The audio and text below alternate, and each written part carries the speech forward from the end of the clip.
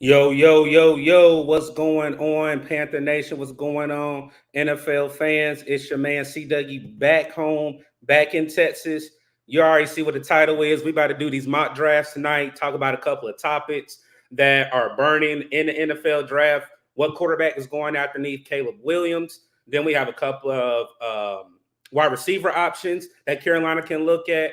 Also, we will talk about trade up and trade down, meaning teams who would trade up or who would trade down to get more draft capital, man. So again, if you would like for us to talk about your team tonight here on the channel, definitely leave us a comment in the comment section. Let us know what you're thinking. What should your team do? What should the Carolina Panthers do? I already see people saying, should we trade Bryce? Hey, we'll talk about it tonight if Carolina should trade Bryce Young on draft night here on the 25th, man. But I'm going to bring the family up, bring our guys up on the panel, man. We're going to have a full panel. We will drop the link here once everybody is introduced. So let's go ahead and bring up our guy, Uncle Quan from the Panthers Experience. Go ahead and tell the people what's up, Quan. Yes, sir, man. What's up, everybody? What be going on, man? It's your boy Q, aka Uncle Quan.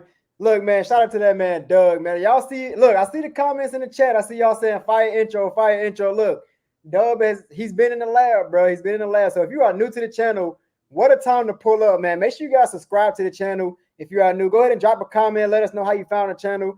Go ahead and subscribe. Let your people know, you know what I'm saying? Hit up your friends, let them know, share it live. And hey, what a night to be here, man. It's gonna be a very interactive live. We're gonna be reading the chat per usual, all that good stuff, man. We about to talk some good football. We got some brilliant minds on the panel.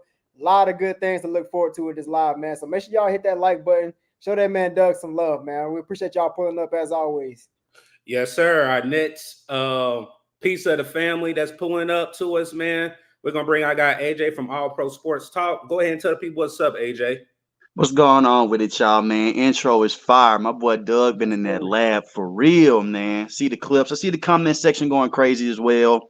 Randy, as soon as we get to this show, I got something for you, bro. I really got something for you, but I'm happy to be on the channel, man. Hit the subscribe button for my boy Doug and also for Quan as well. They dropped some fire videos, and the same with this next guest as well.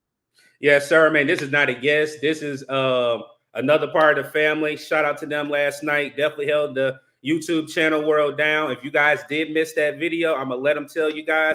I'm gonna go ahead and bring up my big cousin, Hen Dog himself, man. Go ahead and bring up Tony from Two Fans in the Stands. Go ahead and tell the people what's up, Tony.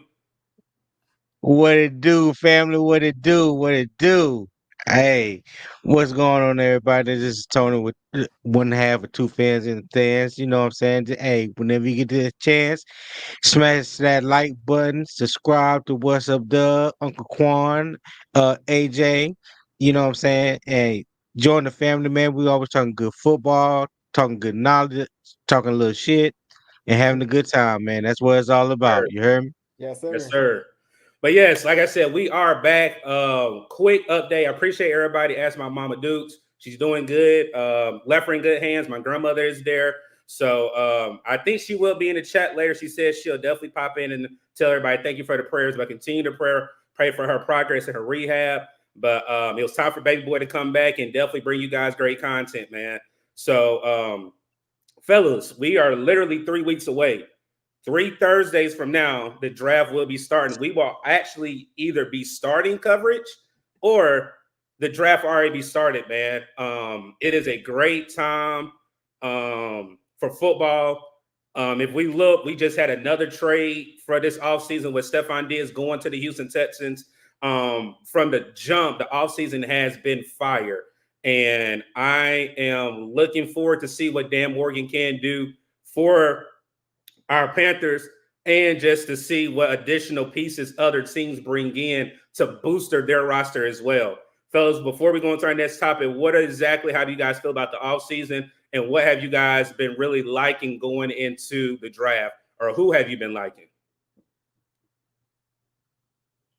Hey, I'm gonna go ahead and start it off, man. Hey, what an exciting offseason it's been so far. Not only with free agency, but also watching these draft prospects, man. Everybody on this panel have been bringing you content about these draft prospects, and I mean, it's exciting to be. What a time to be alive as a Panthers fan, man. Because so many opportunities that we could do with like 33 and 39. You know what I'm saying? Like we could trade back. We got so many people that might fall to us, but the point with the draft, man, it's interesting with the offseason because we're seeing people snag their needs and stuff like that. And some of these players are falling on the draft board. So these mock drafts, they're changing every single day. So it's been a fun offseason. Obviously, the most recent trade was mind blowing. I mean, look, man, it's a lot to talk about, man. So if you tuned in, make sure you hit that like button, man. We're really about to get into it. But I'm gonna let the guys go ahead and talk. Yes, sir.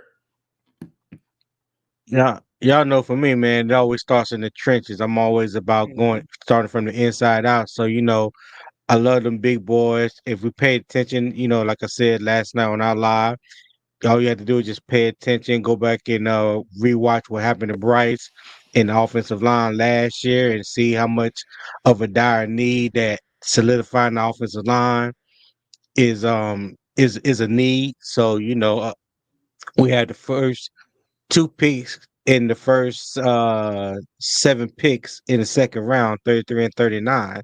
So I'm just of the mindset whether it's at 33 or 39 that we need to get a center. Again, Austin Corbett, injury prone. I think he's in the last year's contract. I don't even know who is the center behind him. So that's why T. Thompson, I picked the center at 33. It's just a mock draft, my guy, But it's just one of those things, man. If we all about running the ball, protecting Bryce, as Dave Canales said, then the way that you do that, you have to start up front. You don't have to start at the wide receiver. You don't have to start at the cornerback. They are not vital in the run game. So I'm just saying, if you want to run the ball, set the tone, create an identity, protect your franchise quarterback, you have to start up front. So that's my reason why I feel like a center is much needed. So I'm keeping my eyes out on the trenches. Yes, sir. What you got, AJ? So they just signed Devin Clowney a couple of days ago. I was saying pass rusher with the 33rd spot. I'm still going to stand on that point. I do agree with what Tony was saying, though. Austin Corbett is injury prone. We've seen that over the last couple of years, even when he was with the Browns and with the Rams. I can see them going center that spot. They definitely need to beef up the trenches, whether it's defensive line or offensive line. But overall, for the offseason in general, it feels like we in some type of time warp right now. I wouldn't be surprised if the state of Texas tried to trade the Cowboys at this point. Everybody getting traded. I think that'll benefit Texas getting another championship because they're the only team that's not making any moves. I had to take a Cowboy shot in this video at least once. But I like the moves of the Texans getting Stephon Diggs. I like that the Eagles got Saquon Barkley as well because it just shows that Jerry Jones is still out of power. It seems like he can't make any moves, and it seems like all the owners are against him. So I just love this offseason as a whole. Yes, sir, man. Also, like I said, we about to talk about it. So again, if you are new to the channel, definitely share the channel. Definitely let everybody know that we're about to go into some draft topics. If you are new, hit the like button for us. Subscribe if you're new.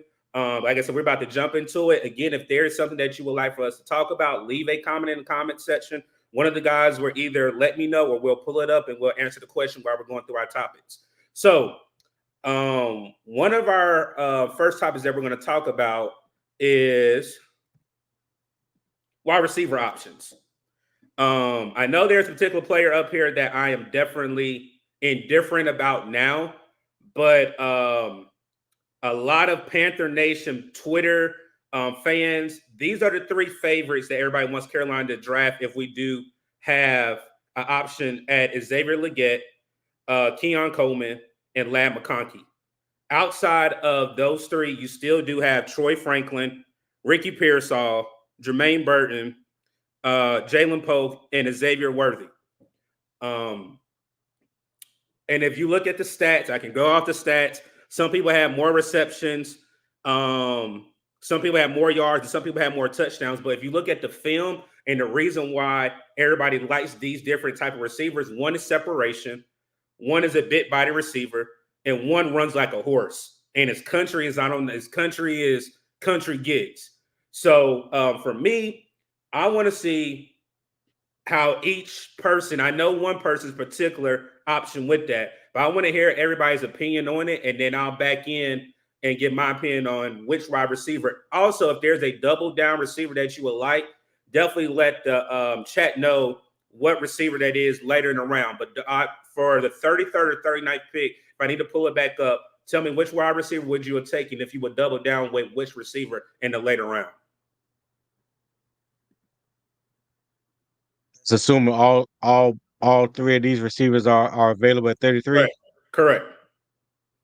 Oh, well, for me is Lad McConkey and Keon Coleman, Oh, and the reason why is hold on, Tony. So I understand what you just said.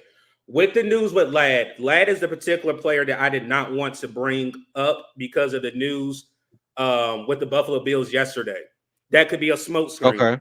But if Lad is there, we can talk about Lad. But personally, I think everybody on this channel right now, we've all talked behind the scenes, and we do not think that Lad will be here at 33 or 39 based off of what we've heard come out of his mouth and what we're hearing from reports and I'm trading Stephon Diggs. So only player that I will take out of that scenario will be Lad. Everybody else, I would say I'll take Lad out and give me Xavier Worthy. So put Xavier Worthy right there and take Lad out. Okay. For me, because I do feel like there's going to be a run on wide receivers in the first round. I think there's a lot of teams that's going to need wide receivers, so there's a possibility that receivers that we initially thought wasn't going to be available in the second round are going to go in the first round. So that going to just automatically bump up some receivers in the pecking order. So for me, because of the type of quarterback that we have, let me emphasize that we have to be mindful of the type of quarterback that we have and his capabilities. How do we maximize his capabilities? What has always worked for Bryce Young? A receiver that can create separation, precise route runner, and there's a natural hands catcher. Now that's my favorite, the natural hands catcher that can just snag the ball out the air, that got great body control, things of that nature. So when I think about that, man, if I had to double down, now I'm not saying this is my draft order. I'm just saying I'm just answering the question. Mhm. My two receivers will be Keon Coleman and Ricky Pearsall. So Cause Tony, do one so you can't get both within 33 and 39. So choose one, and do one later in the round, like the okay, Corley, like okay. Corley, Jerry Wright's No, I son. got you. Okay, I got you. So at 33, I would take Keon Coleman. okay. And then would you double And down I wouldn't double down in the second round. later round, like fourth or fifth? Would you double down? Let, oh, you're talking about in the draft period. Yes, yes. Oh yeah. So yeah, if Ricky Pearsall is available in the fourth round, yeah, I would definitely look at Ricky Pearsall, but there's gonna be a number receivers that's gonna be available in the fourth and fifth rounds, man. You talking about Malik Washington out of Virginia, Taj Washington out of USC. Facts. Malachi Corley, I know he got the draft buzz and everything like that, but I think Malachi Corley would be available as pick 65 in the third round. So I mean, there's going to be a number of wide receivers that's going to be available. Um, I can see the Panthers doubling down on wide receivers in this year's draft. Because I think that is a position of need, but um, I think it's probably the third or fourth position of need right now as we currently sit, uh, as far as the roster. Okay. Quan or AJ? Go ahead, AJ. All right, so this is strictly wide receiver. Yeah, just wide receiver right now. I want to go defense with this pick. Mhm. So with Well, we ain't talking picks. I'm just saying the wide receiver options. We know Carolina is attached to it, but I know that defensive option is out there too. So if we go wide receiver, Xavier Worthy may go in the first round. Keon Coleman may go in the first round too, because the Chiefs need a wide receiver. Now you can see what Rasheed Rice just did, so we'll see that Facts, work out. facts. The Bills are taking Lad McConkey, like you said. Maybe Xavier Legette. I think Xavier Legette could be that guy right there. That is sitting at the top of the second round. I think that's more likely because, like I said, with the news of Rasheed Rice, regardless if he was to do that or not, which is stupid, by the way, they'll still need wide receiving help because Kadarius Toney can't catch anything, and they cut MVS from what I'm understanding. So I think Xavier Legette would be the guy to go with that pick. And like Tony said, man, you have a quarterback in the situation. I see what they're saying in the comment section below. Apparently, some people they want a quarterback with this pick, which is ridiculous. But you'll have to get a wide receiver that can make some plays in space, similar to Debo Samuel. And I think getting a guy like Xavier Legette can do that. He can play inside and outside the slot. You just want to make Bryce Young's life easier. They already did that by getting Deontay Johnson. He can make some moves after the catch. So just get some more wide receivers that can do that, and they can just help out Bryce Young in the best way possible. Yes, sir. Quan? Hey, real quick, man. Shout out to the chat. I see 25 of us in the chat, man. Shout out to each and every last one of y'all. Make sure y'all hit that like button if you haven't already. Shout out to Money 2K, man. I see you in the chat. Shout out to Queen in there. I see you as well as Queen. What's up with y'all? Who else in the chat? Shout out to QJ Smith, man. Shout out to Kid Sims. Shout out to each and every last one of y'all in the chat, man. But let me go ahead and answer the question. So, with the options right here, if we just go on receiver, what was the options? It was Legette, you had Keon Coleman, and who else? So you got Keon Coleman, Legette. We already said last, so you put Xavier Worthy right there. You still got everybody else. You got Troy Franklin, Ricky Pearsall, Jermaine Burton, Jalen Pope, and Xavier Worthy. Like I said, I would have put Xavier Worthy up and take Ladd out because of the connection with the Bills now. I mean, I wouldn't really want Worthy. I feel like Worthy, yeah, he got the speed, but I don't know. It's something about him that's giving me like a John Ross vibe. I don't know. I mean, it's got to be Legette, man, because I mean, obviously, Panthers been flirting with Legette throughout this draft process, so it would make more sense for us to snag Legette. Obviously, Bryce Young with this scheme, he's going to need guys who can get the ball out in space and really create opportunities for themselves. So Legette, obviously with that top speed that he got, and I mean he run with force, with power. I mean everything is on the table for Legette. So if he falls to 33, which I definitely think he'll be there at 33, I wouldn't really pull the trigger on him depending on who's there. But if we really stuck with these options with receiver, I'm going Legette right here. I mean Worthy. I like Worthy. I wouldn't be mad at them taking them, but I mean, I would be concerned about like injury problems and stuff like that. But Keon Coleman kind of reminds me of like a baby T. Higgins, kind of on a smaller scale. So I like Keon Coleman too, but I don't think I think he's gonna slide down, man. I think we don't have to pull the trigger right away at 33 to get Keon Coleman. But well, I could be wrong. I don't know. I could be wrong without how the draft board falling, but I mean, I'm pulling the trigger on Legette right here. All right. Hey, QJ Smith, no, we don't have any updates on Gilmore yet. If there is something, we'll definitely let you guys know tonight. It's just quiet on the front right now. I already know what you laughing at. Shout out to Queen. I already know what Queen got my guy Quan over there laughing about, man. You said with my wand. I ain't got my wand. I'm slipping today. Slipping. For me, I would say this. I am a big advocate for Xavier Legette and Malachi Washington out of Virginia. I'm more high on Malachi Washington because a lot of people are not giving him the respect that he deserves, even though his statue is not tall. He is a short receiver, but this man, if you turn on the clip, he's exactly what Corley is, but Corley's just a little bit bigger. But Malachi Washington would be my double down wide receiver. We already know the love that Carolina Panthers have for Xavier Legette whenever he went down. Or he had his pro day in South Carolina. We had, I think, 10 plus coaches there and staff that were in attendance. So I definitely think Xavier Legette is the wide receiver that I'm looking at. But I'm also going to give you guys our current roster right now with receiver.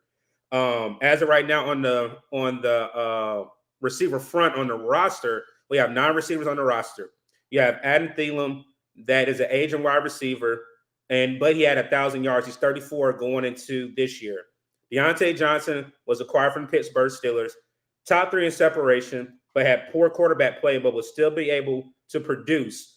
But he let his play he let his attitude be better than his play sometimes. Jonathan Mingo is one that I'm really seeing how he can look better with a year in the league and being able to prepare his body and see how he looks in OTAs not starting next week, but just see how different he looks on the 8th when they're able to go back into the building, work out, have meetings, and, basically come back together. ISM is a wide receiver that I have circled in my notes that I think is going to help. And I know we're talking about AD Mitchell. We're talking about Xavier Worthy that had electric speed during their pro days and at the combine. But I think if we actually utilize ISM as a receiver and just not a returner, I think that's definitely going to open it up. And the last question mark that I have is TMJ. I think a lot of people have been saying you're forgetting about TMJ. What have you done for me lately? You have a new coaching staff. There's nothing for you to cry about. There's nothing saying that you don't have a fair shot. Yes, you have requested a trade last year during the trade deadline. Nobody pulled the button or pushed the button for you to be traded. So now let's see how serious you are underneath a new regime that loves big body receivers. You are one of the biggest receivers that we have on this roster in height, along with Jonathan Mingo, that is 6'2" as well. And let's see what he can do and take an opportunity or take advantage of his opportunities given. So I do think even with these non-receivers, I think right now receivers that will be locked in for next year, you have Adam Thielen, Deontay Johnson, Jonathan Mingo, ISM, and TMJ, which is a question mark. So that's 5 wide receivers. When you draft one, you're looking at possibly 10 receivers going into training camp and mandatory mini camps. But again, with Adam Thielen and Deontay Johnson being on a rental and you have an aging wide receiver, you have to get young and you have to replenish that room. So for me, I definitely think wide receiver is a need. When exactly we're going to draft it, we do not know. Like I got Tony is very big on the trenches. I do think we have to shore up that center position. And with Frazier out of West Virginia being a top option that's been available to drop at the boards, I do think Carolina may look at him possibly being the pick at 33 or 39 or trading back for more assets and taking him early in the second round. Fellas, you got anything else before we go into our second topic? Nah, I'm good, man. Okay. All right. Our second topic, which I think AJ is definitely going to love, is our defensive option at 33 or 39. Run/pass defensive ends. One is Darius Robinson, who excels in run defense. Then you have Chop Robinson, who excels in pass defense. And my eyes are not as good as what I thought they were going to be on here. Give me 1 second. I am about to pull this up so I can read it to you guys. But I know a lot of people have been hot on Chop, and I think a lot of people have been hot on Darius Robinson when we've been able to get the opportunity to draft one. I know everybody's high on Peyton Wilson. Peyton Wilson said that he models his game against Luke Kuechly. But one particular player that I want everybody to understand is what Darius Robinson brings to the table. This man, for his pros, his bull rush is imposing even against interior offensive linemen.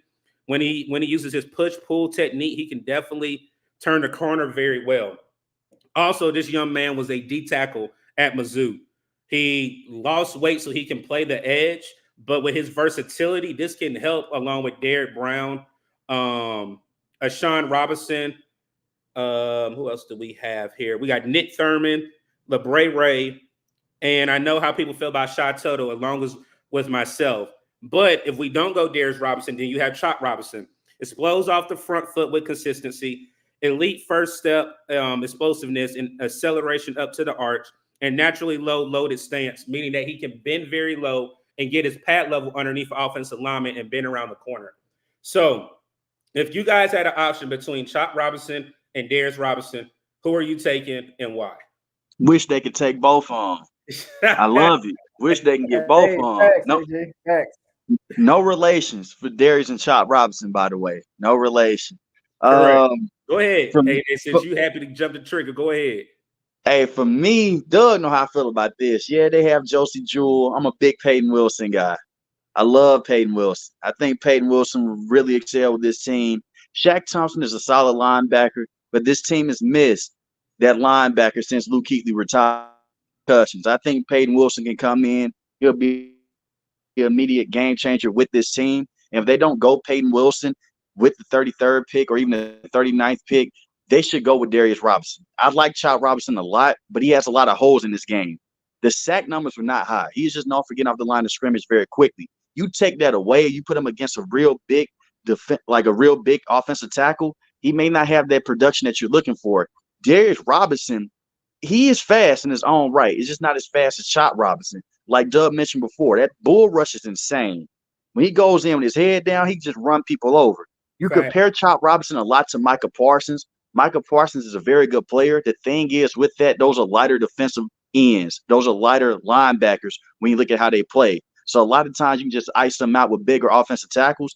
With somebody like Darius Robinson, he can match up with big tackles as well, and he can outpower them and he can out-quick them as well. Because like Doug mentioned, he lost weight to play defensive end. So there's versatility right there. And we know the defensive coordinator with the Carolina Panthers, he loves that versatility. So you have him, Ashawn Robinson, Derek Brown. Immediately they're going to be able to go out there and stop the run. And you bring in a very good pass rusher as well with Darius Robinson. So if they don't go Peyton Wilson, they should go Darius Robinson right there. And it's not because I hate Chop Robinson. He's just a very developmental pass rusher in terms of getting to the quarterback. Hey, let me read their measurements, and then either Tony or Quan can go. Chop Robinson stands at 6'3", 250 pounds. Going over his game stats, he played in 10 games, had 3 sacks this past year for Chop Robinson, but in 2022 he had 9 sacks. To go along with 3 sacks this year, he had 18 hurries, 5 quarterback hits, and his PFF grade is at 90.8. Darius Robinson stands at 6'5", 296. And again, like we just said, he played D tackle as well, so he lost weight to get down to 296. Played in 12 games, 9 sacks, quarterback hurries was at 27, hits was at 6, and his PFF grade was at 83.1. Yeah, for me, man, I am a huge Chop Robinson fan. Now I don't know where's the likelihood that we'll have him that we can get him at 33, but sticking with the trenches, and going on the defensive side of the ball, he would definitely be an option for me at 33.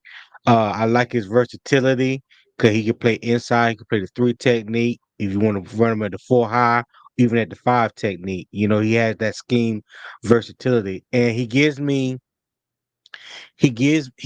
reminds me a little bit of Julius Peppers when you talk about height and size and strength.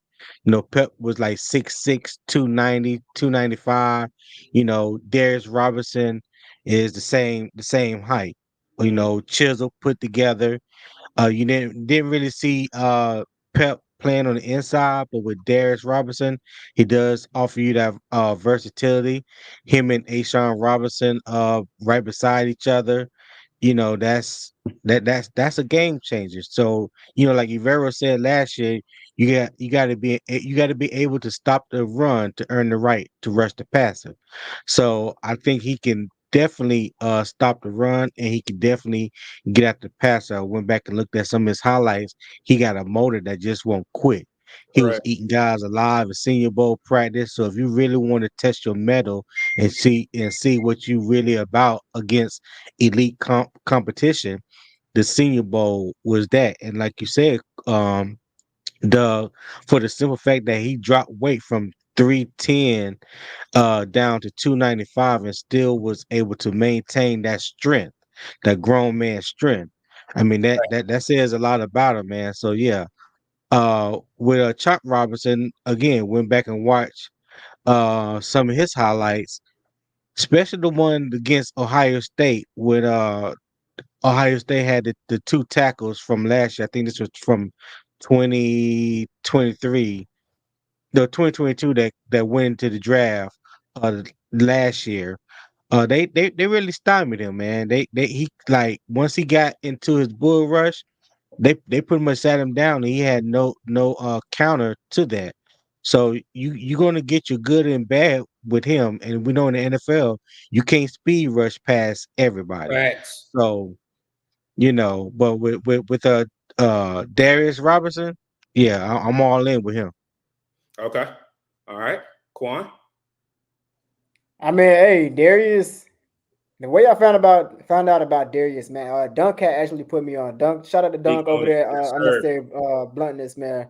His title was literally Darius Robinson is a monster, And I found out quickly what he could do, man. Like all these guys on the panel are saying, man, his bull rush is insane. I mean, his stature speaks for himself, and then obviously with him being able to, or with him having that experience in the interior as well, he knows how to dominate on the outside and the inside. So having a versatile player like that, Evero probably drool over that guy, man. Pause. So I really do like Darius, but it's something about Chop that really, that really got me hooked to Chop.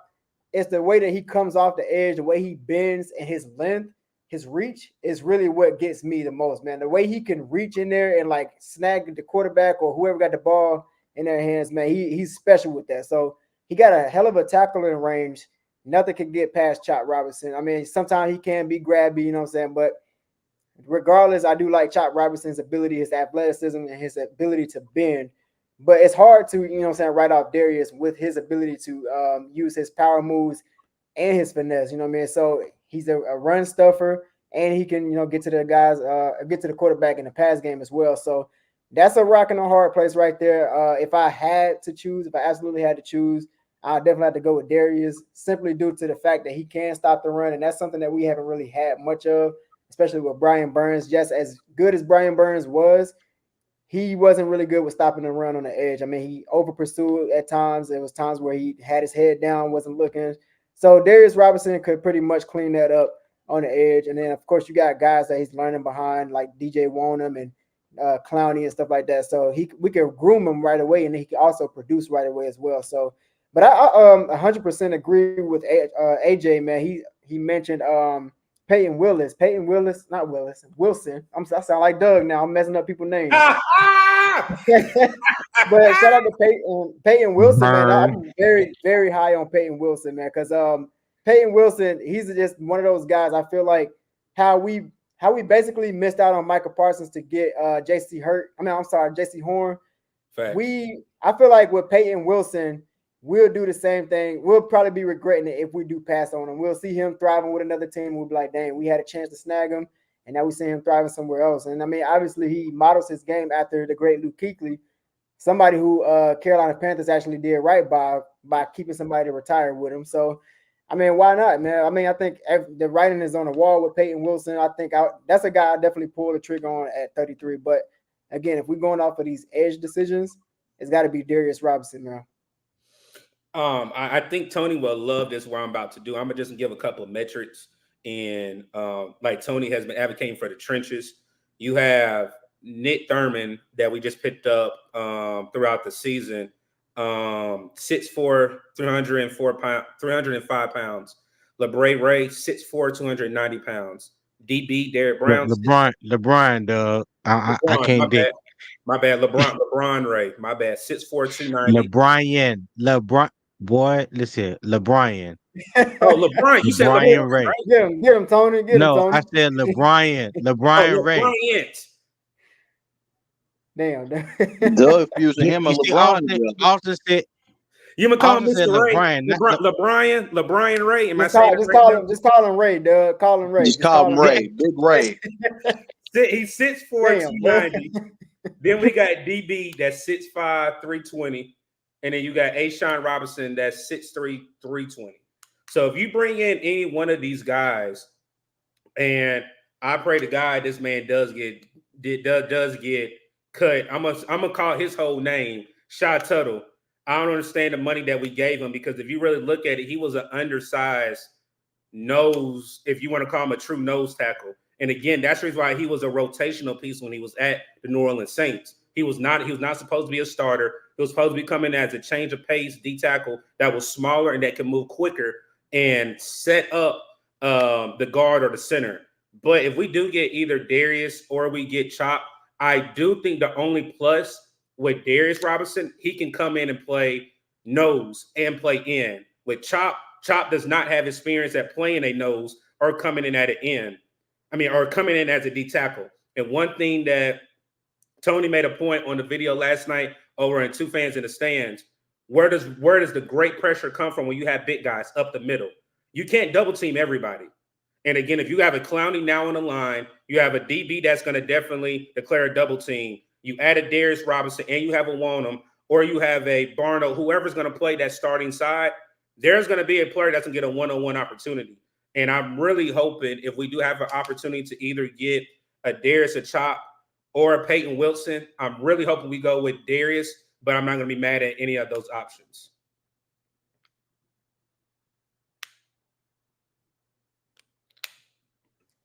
Tony, you got anything?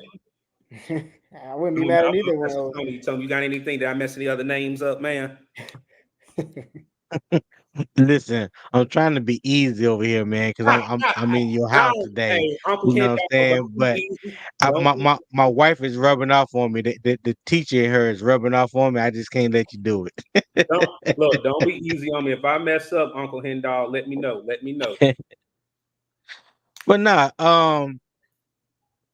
one correction that I wanted to make was as far as Darius Robinson playing nose tackle. I don't see him being a nose tackle, even playing that nose tackle position unless it's in a NASCAR Yeah, that's what I package was or getting something at. like that. Yes, sir. Yes, sir. Yeah, because he's too small to be playing nose guard. But now you're talking about third and long or That something NASCAR like where that. you do You that bringing in split. some speed rushers. Now you Yes, sir. can't use him up the middle to get to the quarterback if that is an option. But yeah, man. The main thing, like I've always talked about, is in that 3-4 defense, the strength of a 3-4 defense is straight up the middle. So it's imperative that you have a legit nose tackle and you got to have some legit middle linebackers. And I think that was our weakness last year. Even though I love Frankie Louvu and I like Shaq Thompson, neither one of those two are true middle linebackers. No, neither one of them are true downhill thumpers that can take on pulling guards or guards trying to reach that second level. If you watch any of the tape, them guys always try to avoid contact. So that's just that eliminates one side of the ball to where you can make a tackle when you try to evade a guard going to the left when now the running back is going to cut right and vice versa. So you need somebody that can get the instincts, that can shoot the gap, come down the alley, plug the hole and potentially make a play or make the running back, choose another option. And that nose tackle, man, he got to be stout enough to handle those double teams, know how to shed his blocks, things like that, and hold the point of attack. So that's imperative in that 3-4 defense. So that's why I'm really a big advocate for the trenches, man. Because one thing about the trenches, no matter what team you're on, you want to run the ball on offense and you want to stop the run on defense. It all starts right there. Yes, sir. Hey, just to add on to that, use Bijan Robinson as a reference. In week 1, Bijan Robinson had Shaq Thompson and Frankie Louvu on skates all game, man. I was there in person and I replayed it a million times, bro. Just watching Frankie Louvu getting crossed up. It was nasty work, man. But yeah, just going back to Tony's point, man. Yeah, they missed a lot of tackles, bro. And me and Doug, we would scream our lungs out yelling at these missed tackles, man. Like that's one thing. Like I said, when I go to a game, I'm gonna be all in, and I'm actually gonna even have my coaching hat on, even though I might make a bad call. I'll be like, there go the gap, man. But shout out to our guy Quan, man. Quan asked about a question. If you are in the chat, please answer the polling question. What Stephon Diggs? I know how everybody feels about CJ Stroud. CJ Stroud is just being the golden child right now, getting off-season acquisitions with Joe Mixon. Now he brings a Stephon Diggs to go along with that offense. And the question is, can the Houston Texans take the AFC crown now just because of the offseason acquisitions? So if you are in the chat and enjoying the content while we're talking, definitely just hit yes or no if you think the Houston Texans can win the AFC going into next year. So also, if you are new to the channel, again, hit that like button for us, share the live for us. We're going into 2 more topics than we will be doing going into our mock draft. We're going to try to get 2 mocks out tonight. We're not going to keep everybody long, but we appreciate everybody showing up. Again, if you are new to the channel, hit the subscribe button, hit the like button, and share the video for us. Also, we have 2 fans in the stands on live with us tonight. We also have Uncle Quan, the Panthers Experience, and we have All Pro Sports Talk as well. Check their channels out as well. Hit the subscribe button over there. Enjoy their content. Everybody has been dropping great off-season content. Also, check out our other Panther content creators that have been dropping content throughout the off-season, man. So, fellas, Now we're going to get into a topic that I really want to see what everybody's going to think and use their brain. Which quarterback will be next? As we know, Caleb Williams has been destined to the Chicago Bears before the season even started. Yes, I understand they still had Justin Fields, but the hype train was there. And now with Justin Fields finally being in Pittsburgh, now we know that Caleb Williams will be the number one pick coming here in 3 weeks.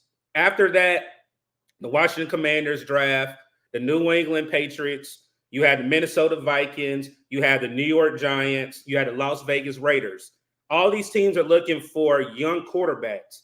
Yes, each of those teams did get veterans during this offseason, but now is it Drake May, is it Jaden Daniels, or is it JJ McCarthy that comes off that that number 2 pick, or which quarterback will come off the board? Again, will it be Drake May, Jalen Daniels, or JJ McCarthy? Jaden Daniels. Okay. Should be Jaden Daniels. 100% Jaden Daniels, yeah. Okay. Because the Commanders, I mean, they can go Drake May, but the way that team is orchestrated, they need a quarterback that can do both. Sam Howell got killed behind that offensive line, and they already just signed Mariota. Mariota's kind of the same playing style as Jaden Daniels. He's now slower than Jaden Daniels because of all the injuries, but it should be Jaden Daniels. Okay. That's a great point, AJ. I mean, that's a fact. You need somebody that can move, and I mean, Jaden Daniels can do it all. I mean, he showed you at LSU. He got an arm, he got a rocket for an arm, and he got legs, man. I mean, he had a huge touchdown. Y'all probably know how much yards it was in that play. I can't remember. I think it's like 85 yards, maybe 90 or something crazy like that. But my point is, man, he got the legs too. So Washington probably gonna bring in Daniels over Drake May. That's not a knock on Drake May at all. I mean, obviously he's very talented, but he's just more of a fit for what they're looking for right now, man. And so yeah, that's a great point, AJ. Oh yeah. By the way, Yeah, I'm gonna deal with you in a minute, Randy. My bad, Tony. I'm gonna deal with you in a minute, bro. Somebody get his ass. I'm trying to play it cool, bro. Trying to play it cool. Hey, I'm gonna be a little biased and unbiased here because I think y'all are failing to mention that Drake May also got them legs too. He Drake can May, run. he can run too. I think in his redshirt freshman season, he was the second leading rusher for North Carolina. Drake May modeled his game, and these are words that came out his mouth. He kind of modeled his game after Josh Allen. Now he's not Josh Allen. Nobody runs like Josh Allen. But you're talking about a big quarterback, 6'4", 230. They got an arm. They can throw with touch, and he can also move. Is he as fast as Jaden Daniels? I don't know. I doubt it. But the fact that he can move. He can be a weapon in the run game if that's what you choose to do. So we also have to look at who is the offensive coordinator in Washington, who's the offensive coordinator in New England, and does either one of those quarterbacks fit that coordinator scheme? You know what I mean? So it ain't just about their talent as a whole as a player. We got to see how they fit into the offensive scheme that each team runs. So, but yeah, like I said, I'm a little biased and unbiased when it comes to Drake May. I watched Jane Daniels ever since he was a freshman at Arizona State when Herm Edwards was the head coach. Antonio Pierce was the defense coordinator there. So I watched this little man. I watched this man. I say little man. My bad. My apologies. I watched this guy grow up. I mean, he was like 160 pounds. That man bigger than you, Tony. Nah, ain't no days like that. But no, Yeah. I watched him. I watched him come in. I think he was the second. He was either in the top 3 or top 4 quarterbacks coming to high school that year. As little and as thin as he was, he Very got thin. the starting job at Arizona State as a true freshman. So I watched him mature over time, and he's gotten better when he transferred to LSU. But yeah, either one, I don't think you can go wrong. But I just wanted to point that out. Hey, Drake make a move too. So if you see the title, that's the reason why we brought up the quarterbacks. There will be 5 quarterbacks taken in the first round.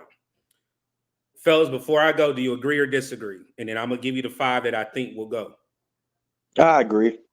All right, that's 1. Quan. I'm a disagree. Okay. List that 5 real quick. Okay.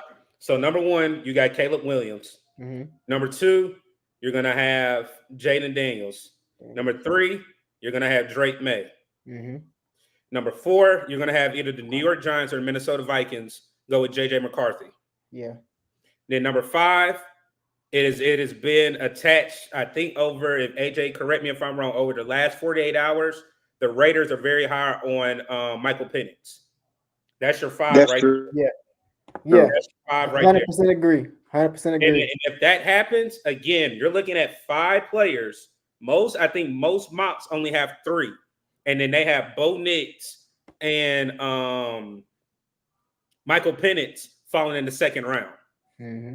If you think about that, a player that's in that back end, either being a corner or being a elite DN that we just talked about, can possibly fall going into the second round when Carolina kicks it off at 33. So, Okay. I don't know if Bo Nix going first round, T. Thompson. Go ahead, Yeah, I don't know about that. Hey, I just want the reason why I disagree because I'm hoping it don't play out like that. And the reason why I say that is because I'm hoping one of those quarterbacks falls into the second round so someone can come up and trade and want to get them and we can take advantage of the draft capital that we can get if one of those quarterbacks fall. If JJ McCarthy falls, more than likely he probably won't. But if he does, because I don't honestly, in my personal opinion, I don't think he's a first round, especially a top 10 quarterback. That's just me personally. I agree. But you do have a lot of teams that have some needs that will reach, especially for a quarterback.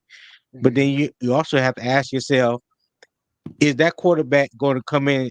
Can that quarterback come in and start for you day one? I don't see JJ McCarthy coming in for the Minnesota Vikings and starting from day one. Honestly and truly, I don't see him being an upgrade over Sam Darnold.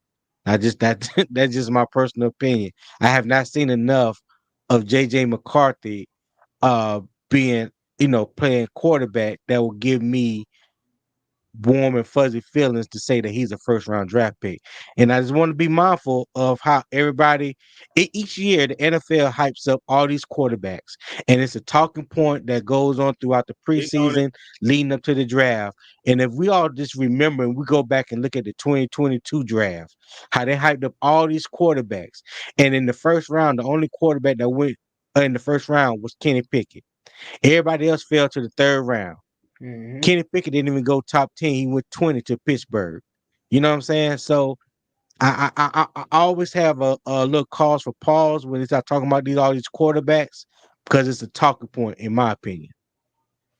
Hey, I see you in the chat. The mocks come. We got one more topic. We're gonna go ahead and get into it, and then we're gonna go ahead and get into those mocks. Go ahead, AJ. Man, Tony, hey, everybody on this panel know how I feel about JJ McCarthy. I got a video about that. I put him in the same category with Zach Wilson. I think that class with Kenny Pickett, analysts did say that was the weakest quarterback class. The only one that they hyped up was the Trevor Lawrence class. Trevor Lawrence is the only quarterback in that draft that is still with his same team. So when I look at a guy like JJ McCarthy and a guy like Bo Nix, to me, those are second and third round quarterbacks, but they're going to go in the first round. It's no way that the Broncos don't take a quarterback. Sean Payton is already on thin ice, in my opinion, because they traded away Russell Wilson. There is no way that he has that faith and belief that Jarrett Stidham can be his guy. So they're going to probably reach for a quarterback in the first round. But at the same time, we have to go in with caution as well. Will Levis, and I can see my boy Randy in the comment section, who he loves, in my opinion, he should have been a first-round pick, but he slid out the first round. To me, it's only 3 to 4 quarterbacks that should go in the first round. I'll say Caleb, Jaden Daniels, Drake May, and Michael Penix. Besides that, JJ McCarthy and Bo Nix, I just don't see it.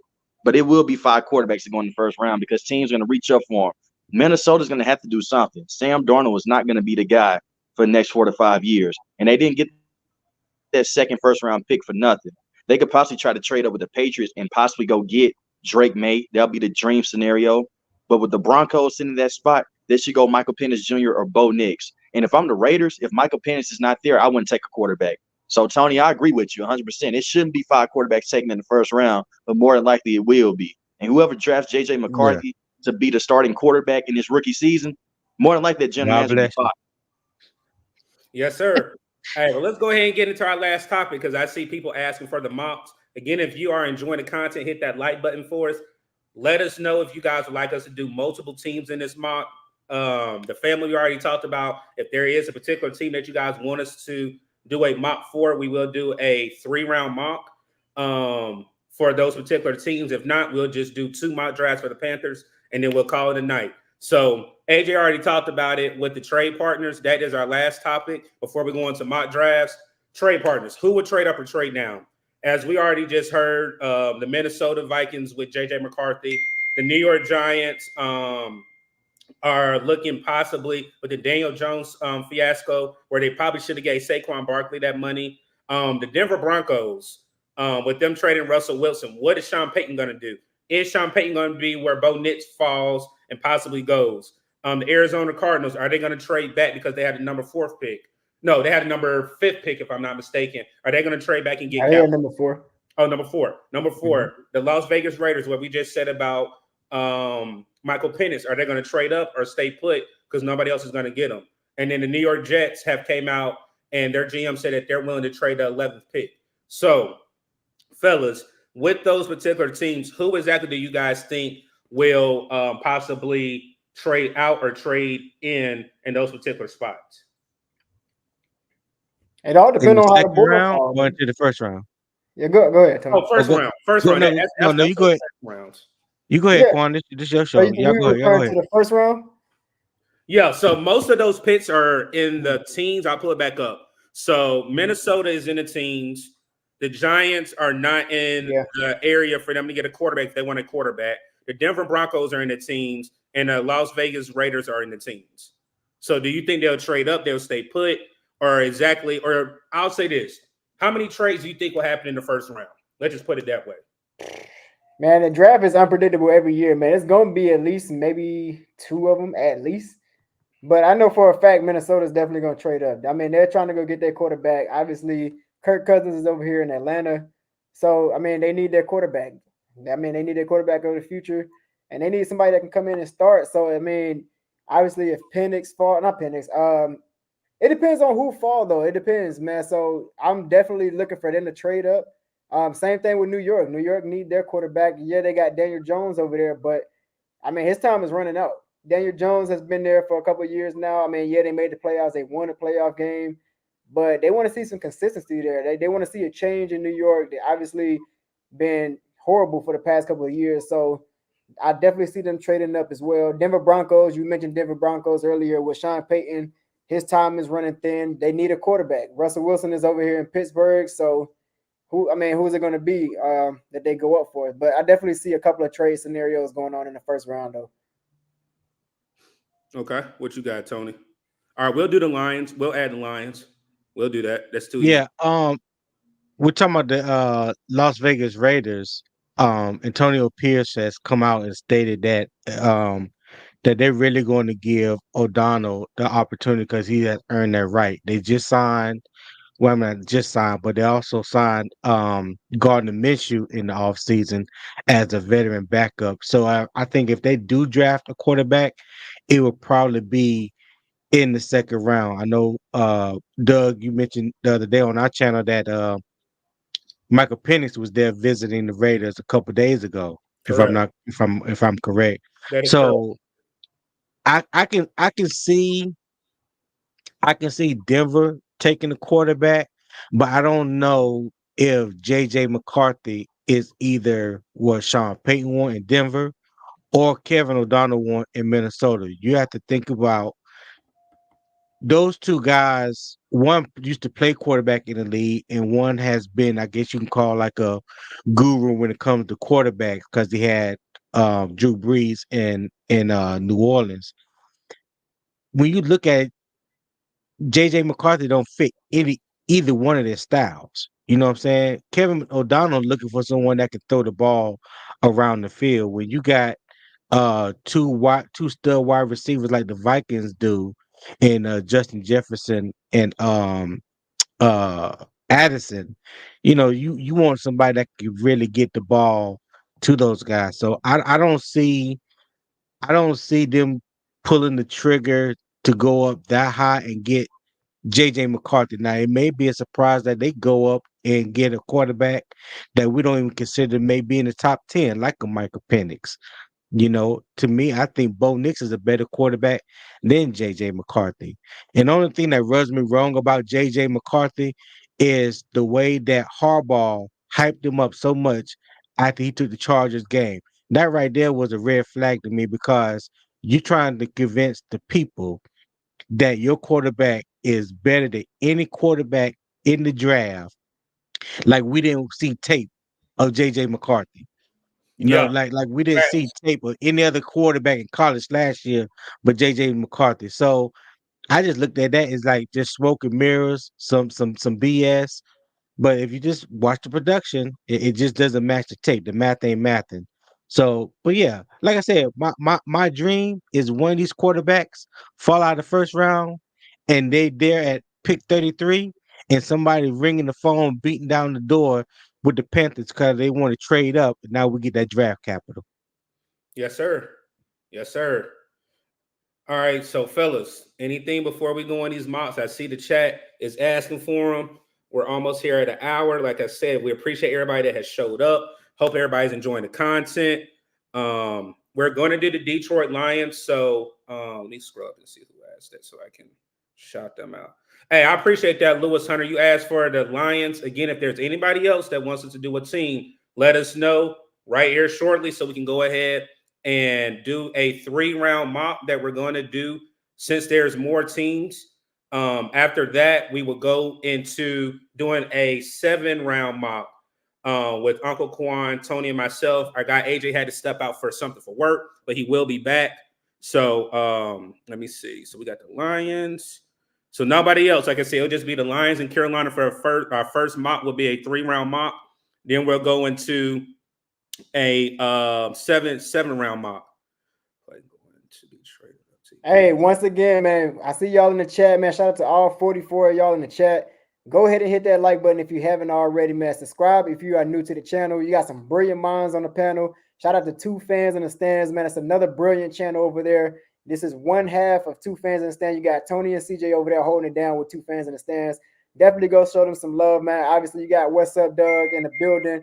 You tuned in to What's Up Doug. Then you got myself at the Panthers Experience. Uncle Quan do content over there as well, man. So make sure you guys are subscribed. We doing this thing, man, all off season, man. So definitely hit that subscribe button, y'all. Hey, I appreciate my guy Gaddy up here. Just sent a $5 super chat. Definitely appreciate it. We don't ask for them over here. We do have it available. We are a monetized platform, but over here, what's up, Doug? We just do it for the love of the people and giving you guys great content. So let's go ahead and go into this mock draft. I know us as Panther fans, we have not really looked at different teams. I did a couple of them, but we're going to go ahead and start it. And we're going to see if what we can find for the Detroit Lions. We know Dan Campbell is a physical type of coach. He likes physicality. He brings the juice for his team.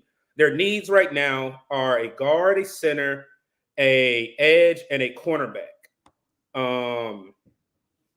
Fellas, do you want to go over who already went through the draft, or you guys just want to go ahead and get into it? Because I know how high Tony is on Graham Barton.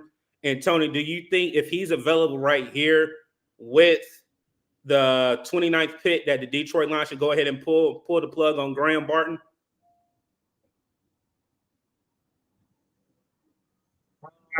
When I look at Detroit Lions, I don't know too much. Well, they had a pretty good offensive line last year. I They know they lost, got they lost 2 offensive linemen this year via free agency. okay. So they still have Penei Sewell as the Correct. right tackle, and who Correct. I can't remember who was the left tackle. So what is they lost their interior offensive Yeah, their line? interior. Correct. Correct. Okay. All right. They still got Aiden Hutchinson. I know they're probably looking to have somebody opposite of him. James Houston played good his rookie year. He if I'm not mistaken, he was kind of injured last year. Correct me if I'm wrong on that. Okuda, they Not corner. They let go to Atlanta last year, so they Mhm. could be looking for help at cornerback. I don't know if you want to be when you think of Dan Campbell and the offensive philosophy that he has, he's from that old school. He like running the ball. Ben Johnson is more innovative, offensive mind who Carolina had been trying to get for the past 2 years. But like I always say, man, if you want Jared Goff, who is not a very mobile quarterback, if you want to keep him upright so your offense can still, flourish in the run game or whatnot, you have to go and solidify what looks to be now your weakest part on the offensive, on the offense, and that's your offensive line. So yeah, I don't see anything wrong with taking a center or a guard at this position. So yeah, if Graham Barton is there, Go and ahead and and grab him. and, and I know I had needs on the offensive line, and he's there. Yeah, I'm taking him. Hey, let me go ahead and read out Red Swarm. Definitely appreciate you pulling up to the channel. He said, yo, yo, yo, what's good, Dougie, Quan, and Tony enjoying the show, fellas. I definitely appreciate that super chat, man. big Definitely love, glad that Up, man. you're Big Quan. love, Red Swan. Quan, do you have anything? Do you want Greg Barton out of Duke going to the Detroit Lions, but them needing a guard? Yeah, man. I was obviously it was kind of a stretch seeing if Leatu Latu was still here, but if he was there, I would definitely pull the trigger on him for the Detroit Mm, Lions, needing the edge yeah, I like rusher. that too. But I mean, yeah, I'm gonna take best available right here. I mean, if you got Graham Barton right here, obviously he's a proven tackle. We really couldn't even just name the other tackle other than Penny Sewell. So that's not a knock on him. I just don't know who he is. I don't know if that's their position of need, but if they're trying to beef up the offensive lineman, maybe he can play guard. So I would go ahead and take Barton right here for Detroit. Okay. Yeah, I can't remember. I think they're pretty solid at left tackle. That's why they haven't switched um Hmm. Penei Sewell to left tackle. He's been over on the right side. Um, but the interior offensive line, like Doug said, they lost two free agents. I don't remember. Did Graham Barton play tackle at Duke or was it guard? I actually thought he's played across the line, if I'm not mistaken, right? Well, I know during his pro day and during the Here, combine, they I had can him grab working out at center as well. here. Let me go on my What's going on, Dylan? Appreciate you pulling up to the channel, Yeah, what's man. trying to avoid that dude. What's Hey, up, that's your Dylan? boy. That's your boy. Nah, that's my boy. What's up, Dylan? All right, let's see. He Don't come, played. don't come in here kill nobody vibe, man. Graham Barton. But go ahead, fellas. Like I'm looking up Greg Barton. We are on the clock, fellas. All right, well, you're Right at now 33. at 33. If you can see the bit board right now, you still have Zach Frazier. I don't think Lad McConkey would be there. I think that's just a system right now until it update. It did update our picks, but right now I don't think Lad will be available for Carolina. You got one of the top corners who I'm very high on, TJ Tampa. Let me go to the other positions. I did see Brandon Frisk still there. Brayton Frisk. Let me say that. Okay, I said that wrong. You got Braswell still Braden. there. You still got Chop Robinson there, and you got Darius Robinson there. So, fellas, with the 33rd pick, what is your mindset? What should Carolina do at 33 right now? Are we pretending that Lad is not there, No, or Lad like? is not there. Lad is not going to All be right, there. bet. I mean, obviously we need a center, but at 33, I don't think we got to necessarily pull the trigger on a center right now. I think we could get a nice, decent center in later rounds. Like, I believe it was Frazier that was a good one that you can catch in the not Frazier. Damn, what's that center? Bo Limmer. Bo Limmer, Oh, you can number catch him in some Arkansas. next Bo later Lemon? round. Yeah. I'm missing somebody else, man, but yeah, I would Uh, wait. I would wait right here. I would. Tortellini out of Wisconsin. You got Torlini. Yes, You got yes. Van Thank Pran. you, You thank you, got thank Van you. Yep, Pran, he's Quan. one too. Yep. Yeah, Van Pran. Oh man. Hmm. Scroll down. You said you got. Hold on. You got Tampa there too at corner. We need a corner. You got Lord Fisk. knows he's I missing can go to Horn all for the the wide whole receivers. season. And that. Here, let me go to the wide receivers for you. So you still Okay. got Troy Franklin. You still got Roman Wilson, Ricky Pearsall, Jermaine Burton, Keon Coleman, Jalen Pope. All the wide receivers are there. Mm-hmm. I'm gonna wait for 39 and see who's there at Okay. receiver because these are still some really solid receivers like Troy Franklin. He's still he probably gonna be gone by 39, but if he's still at 39, I'm probably looking at Troy Franklin or Xavier Leggett. But I know for a fact that's probably gonna bump my grade down if I do get Leggett at 39. But go ahead, damn. So we're gonna do best.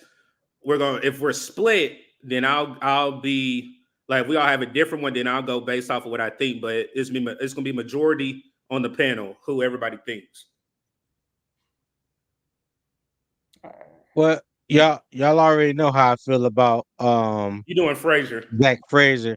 No, well, let me say this because I also mentioned last night on the live too.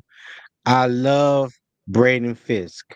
I love Braden Fisk. Mm-hmm. Um, when I look at Braden Fisk and I went back and I had to watch some more highlights of him last night, Braden Fisk reminds me so much of Christian Wilkerson, that disruptive interior defensive tackle that can not only help you stop the run, but can get after the quarterback. And like I mentioned, what's the best way to get to a quarterback is up the middle. The middle. So when we talk about, like I said, I'm always about the trenches, man.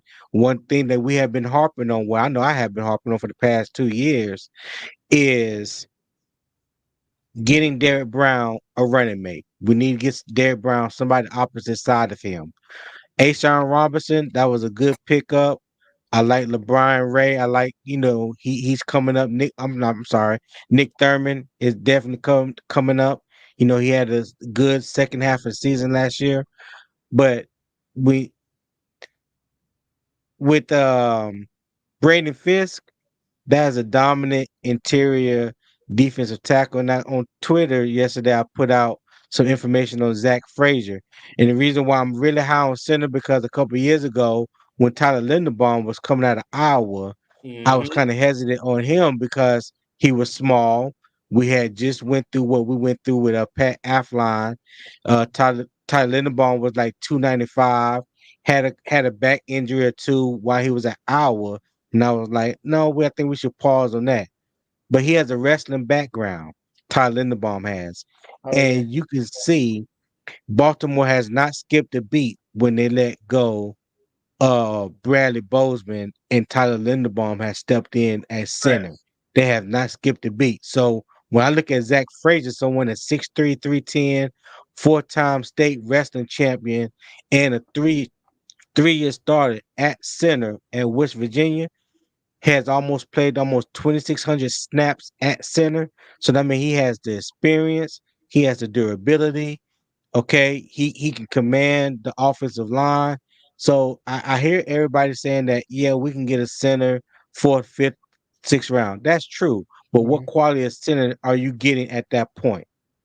Well, y'all What see, you had to I think. see, I got Tony giving y'all a whole sermon on center, how important that position is, and I agree with him.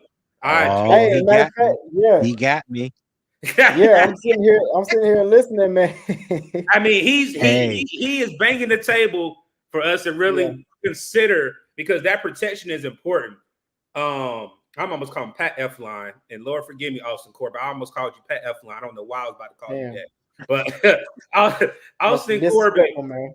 Hey, shoot, I'll say this: I'd rather have a proven center that has Yeah. had 3 years of experience and was an All-American come in and be a rookie and start over Austin Corbett. Austin Corbett, who So hasn't played center since the Yeah. preseason in Cleveland. thank you. So for me, I Yeah. would Sitting say, here, go ahead, sitting here Quan. really reflecting on it, man. Like I just mentioned earlier, like we don't need to snag a receiver right here. Obviously, with all these receivers right here still at 33, they're gonna still be there at 39. Go ahead and solidify your center. I'm saying that because the Panthers showing us off rip. Literally, the first move that they made this offseason was offensive lineman back to back in the same day. So why not go ahead and solidify your offensive line? y'all just mentioned that Austin Corbett is literally playing center right now. Let's go ahead and get a solidified center in here. Let's go ahead and groom him, and maybe he can be a day one starter. So go ahead and solidify your center, and go ahead and snag him at 33, and then at 39 we can go ahead and grab our receiver. So I'm gonna change. Thank you, Quan. Thank you. Only reason why I'm not, Tony, I agree with you because I was on with you last night. I'm not gonna take center because we took him last night. But again, if you want to hear again, Tony only gave you guys a snippet of the reason why center is so high and so important for this team. But on Two Fans in the Stands last night when they went on their live, we took a center at 33. I'm not going to do one this particular round, but we'll go and do one the next one. I am very high on, and I think a lot of people know who I'm high on. And shout out to our guy, Unc. I don't know if Unc is still in the chat. He calls Fist white.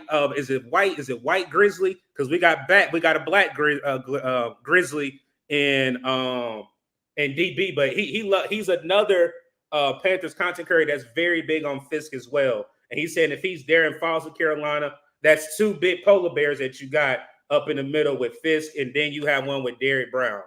But I'm gonna go with TJ Tampa. And the reason why I love TJ Tampa and the more I've been looking at TJ Tampa is because I love JC Horn, but JC Horn has not proven. And if he gets hurt, who is going to step up and be your corner? You can't put Dan Jackson on your number one wide receiver across the field from you. Then we're still waiting on Stephon Gilmore. If he does come, Gilly is still up in age, and he's going to be there for leadership. You can't put Troy Hill on the outside either. I think outside of center, I think corner is a very big, important part for us to look at. And that's the reason why I am very high on TJ Tampa. If he is available, without a question, I would love Carolina to either get Wiggins or TJ Tampa with that 33rd pick. Fellas, you got anything? I vote majority rules. I want that center. Okay, I mean, we can do it again. I'm just teasing, man. I'm just teasing. No, we go with the center. It don't bother me because I got more prospects. All right, we're going with Zach Frazier. 39. All right, let me see who at receiver. You want to go receiver? Lad is not going to be there. I don't know why they still there. That's crazy. You got Ricky Pearsall. You got Jermaine Barton. You gotta take Keon. Oh, You got Jalimpo, Xavier Legette, and Jalen McConley. And you got Xavier Worthy right there, too. Yeah, Worthy. His rank went down, too. Correct. Let me see something. I know it's going lower, I agree, but, realistically, they're probably taking Legette right here at 39. All right. Tony, what you got? Y'all know me.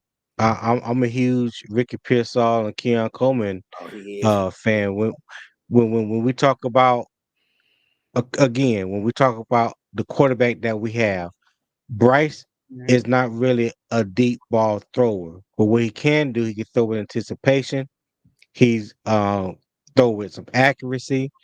If he needs to scramble and make things happen, he's capable of doing that. So you need wide receivers that kind of fit the mold what your quarterback can do. And I think having someone that has natural hands catchers, having someone that are natural hands catchers that can create separation, things of that nature.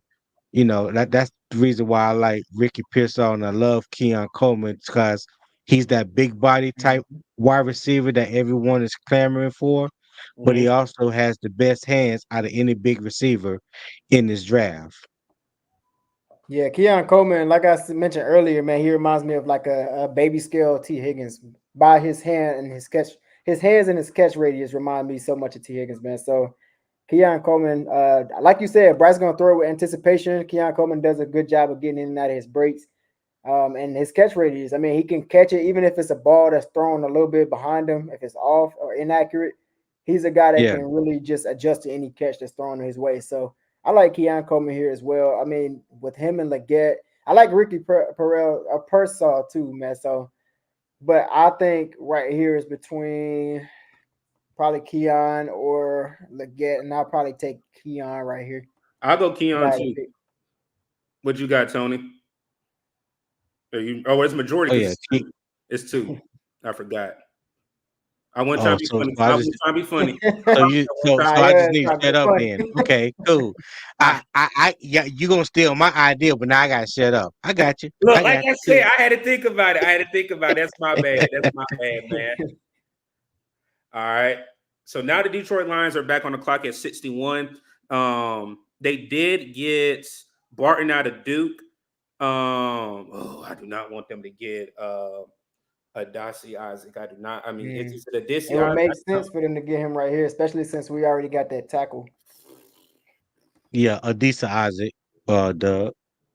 I'll give him that. I love that pick to go along with Hutchinson and what's the other cat's name? I can't think of his name. The other end that they got the same year as they drafted Hutchinson that came from the HBCU. I can't I think don't know. Mm-hmm. but I'll go with them. I like that pick. All right, so we're at 65. We got our center. We got our wide receiver. Man, look, I'm I got my pick. I already see it. Go ahead, Quan. You can talk. I'm big on Jonathan Brooks, bro. I was doing a little bit of research on him recently. I mean, pairing him with Shuba Hubbard, that would be a hell of a duo. I mean, Jonathan Brooks, he gonna take it to you. He got smooth cuts, man. He's very sharp with his cuts. Very fast, speedy guy. I don't know. I would. I don't know. I think I would take Jonathan Brooks right here, but Okay. I'll pull everything up for you. I already know Tony see the name. I ain't gonna say nothing. Hopefully Tony will let me because I'm gonna break it down preacher style. I'm gonna break it down just like Tony broke down Mr. Frazier. But this is Brooks' numbers. He got a 91.5 overall grade. Rushing grade was basically 92. Zone read, meaning playing against the zone, was a 90. Gap, a 95. Yards after contact, almost 4. His analytics, impressive wiggle for a big of his size. Nice footwork, change of direction for a back over 200 pounds. Good vision and feel for zone blocking scheme. His cons, north to south Tennessee is good, but that is not a given. Give him tunnel vision at times. Hands are good as a receiver, but he doesn't have much nuances in routes before the ball. So that's his pros for that. Let me go ahead and talk about What's his weight? What's his size and weight, real quick? Okay. 6 foot 207. Okay. The person that And go ahead, Tony. You got something? No, go back to Jonathan Brooks real quick. Yes, sir. Hey, and Dylan, I'll be surprised if Miles Look. Sanders is still here at the training camp, man. Facts. Click on first look, Doug. Yes, sir. The only glaring negative on his scouting report is a torn ACL in 2023 that ended his long season as a starter. Hey, hold on So real throw quick. that out there. Let me read this. Shout out to Blackball. He said, Quan, we better take Cooper here or Wilson. We don't need a running back right here. And that's the one I'm about to talk about. Mm-hmm. That's exactly what I'm about to talk about. And when I seen that name right there, I am a bit Adrian Cooper. Yes. Yes, sir. Adrian Cooper. Yeah, I didn't even see him on my screen. He was under there. If we miss out on a Peyton Wilson, Adrian Cooper is no slow leap. When I say this guy has a knack for the ball, I mean a knack for the ball. Yes. Talk to him, Doug. Not injury prone, and that's no shade to Peyton Wilson. I love how he said he models his game after Luke Kuechly. He's a North Carolina kid. I love my state. But if you look at what Adrian Cooper does, again, the very first thing that it says, he's a downhill player who is willing to take on blocks at the line of scrimmage. Top tier athlete in change of direction, burst and long speed, effective blitzer. What exactly does Evero do? He loves blitzing. Mm-hmm. And if we look at the subtraction of Frankie Louvu, how everybody was crying about Frankie Louvu, if you look at Adrian Cooper, you're not going to cry over spoiled milk.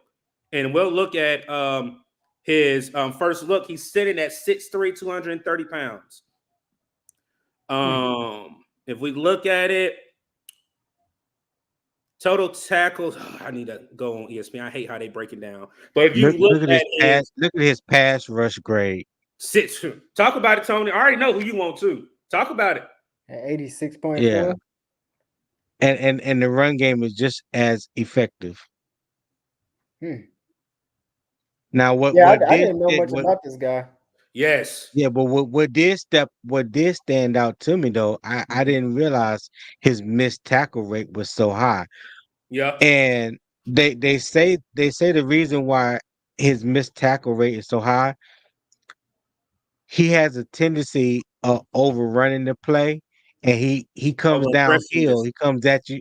He comes at you so violently that he doesn't necessarily wrap up all the time. That's the only thing that gives me cause to pause. But when you talk about that middle linebacker, that dog, someone that will come down there, like I always say, stick your nose in mama kitchen, find out what you're cooking. You know what I'm saying? He's that type of middle linebacker. When you compare him to Peyton Wilson does remind me of Luke Kuechly 2.0. And I've always said he can do everything that Luke Kuechly does. I don't think he's as instinctual as Luke Kuechly. But running sideline to sideline, a sure tackler, can cover your tight end or running back out of the backfield.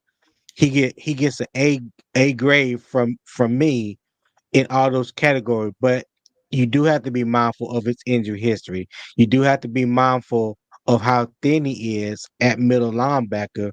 When you 6'4", 230, and you just look at him, he don't look like he's 230.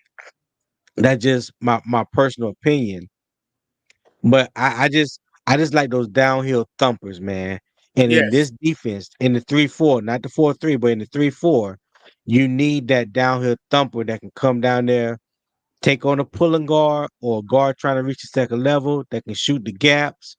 And I think Adrian Cooper is a better blitzer and better thumper than Peyton Wilson. Hey, shout out Mr. Honky Dory. I definitely appreciate you with that $2 super chat. Guys, look at Cooper's numbers and his competition. Wow.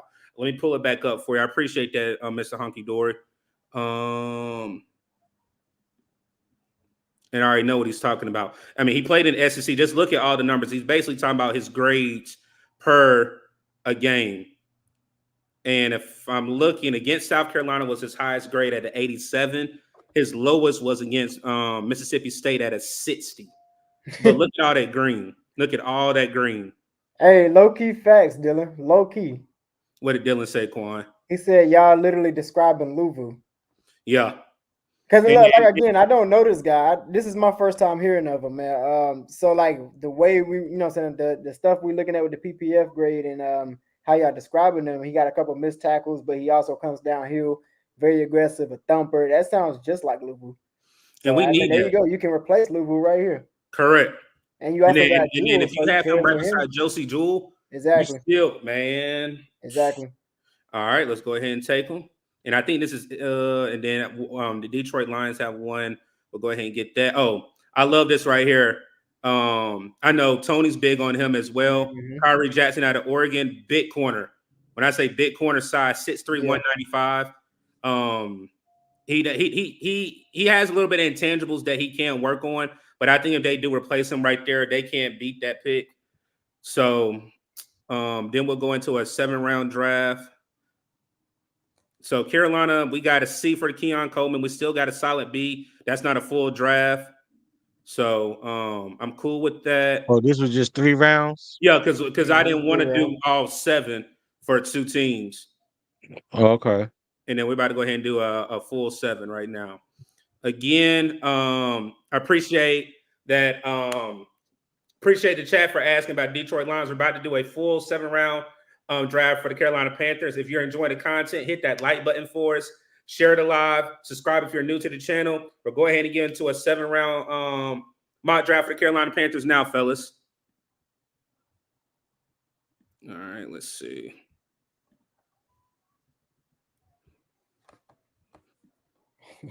Oh damn! I was hoping. Hey, I ain't gonna hold you. I was hoping Unc ass had left the chat, man. I was like, damn, we don't got to be on that bitch. I can't. He in the chat. I hope he ain't in there. Oh, don't worry about it. Hey, Unc. Hey, oh man, you in the chat now? Hold on. We about to see this. We're gonna do a Dang, collective. man. We're gonna do a collective. We're gonna do a collective one. And to Yeah. end the show out, I'm gonna do one by myself. But we're gonna do this collective one, and I'm gonna do one by myself. So that was a 3-round draft. That was not a complete draft. That was a 3-round draft. This is your full.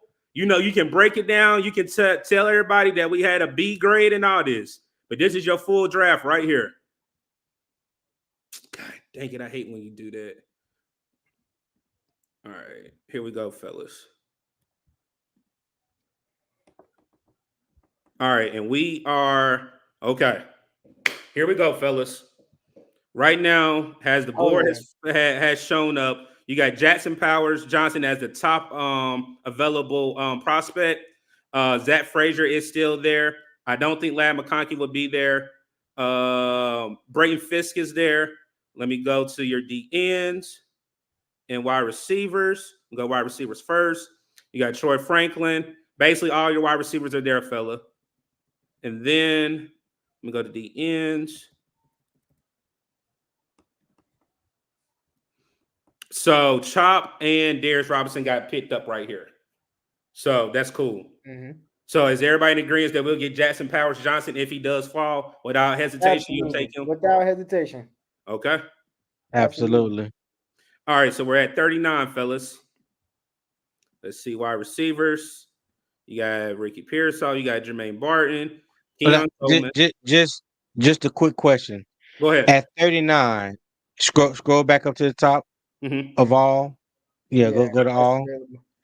At 39, with Bo Nix sitting there, you think somebody would do you think somebody would want to come up and get him, and Carolina can have the opportunity to trade him back, get some draft capital, and still picking the guy that they could pick at 39, they could pick at whatever number? Just an option. We're thinking the same way, Tony. So fellas, look at this. The only two Mm-hmm. options you have is the Indianapolis Colts and a quarterback needy team, the Denver Broncos. But the Denver Broncos pick at not the Indianapolis Colts. The Indianapolis Colts is not taking the quarterback. They just got Anthony Richardson last year. I'm saying the Broncos. They're at 76.